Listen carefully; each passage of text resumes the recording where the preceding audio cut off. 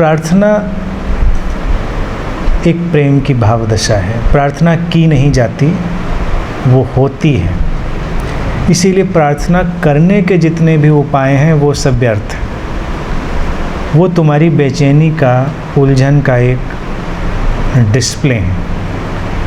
तुम बेचैन होते हो, प्रार्थना करने लगते हो, वो प्रार्थना नहीं है। जैसे विश्वविद्यालय में जब मैं था तो हर एग्ज़ाम के समय प्रार्थना का जो लेवल होता था बहुत बढ़ जाता था, और संयोगवश बगल में मंदिर भी है इतना प्रसिद्ध, तो वहाँ सब विद्यार्थियों की भीड़ भी लगी रहती थी।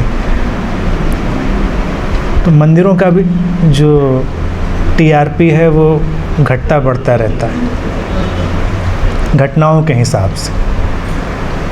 तो उस समय इस बगल वाले मंदिर का टीआरपी बहुत बड़ा होता था परीक्षाओं के दिनों में। उसके बाद फिर सब भूल जाते थे। तो वो बेचैनी से निकली हुई प्रक्रिया है। एक प्रार्थना है अपने भीतर कुछ व्यापक महसूस करना, एक्सपेंशन महसूस करना, और वो कैसे भी महसूस किया जा सकता है, और तब हम प्रार्थना में होंगे। प्रार्थना को अगर थोड़ा सा हम और सरल करें, सिंप्लीफाइड करें, अपनी सीमाओं से परे का थोड़ा सा भी एहसास, जीवन के विस्तार का थोड़ा सा भी एहसास, बस हमें प्रार्थनापूर्ण बना रहा है। कभी सुबह सुबह कोई उठ गया है, हल्का सा धुंधलका है, जागरण की तरंगें उठ रही हैं, और व्यक्ति बहुत सुकून में, शांति में बस बैठा हुआ है, कुछ नहीं कर रहा है, प्रार्थना घट रही है। किसी और अवसर पर भी ऐसा हो सकता है, कभी किसी फूल को देखते हुए, कभी सूरज उग रहा है, कभी सूरज डूब रहा है, किसी सुंदर चेहरे को देखकर भी, या किसी चेहरे में सुंदरता को खोज लेने पर भी।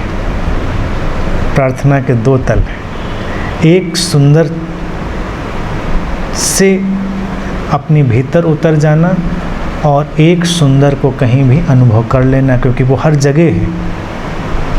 तो जब मैं सुंदर चेहरा कह रहा हूँ तो पहला कदम तो ये है कि कुछ चेहरे सुंदर लगते हैं, और फिर दूसरा कदम ये है कि फिर हर चेहरे में एक सौंदर्य तुम्हें मिल जाता है। तो प्रार्थना इन्हीं सब भावों का विस्तार है, वो कोई प्रक्रिया नहीं है।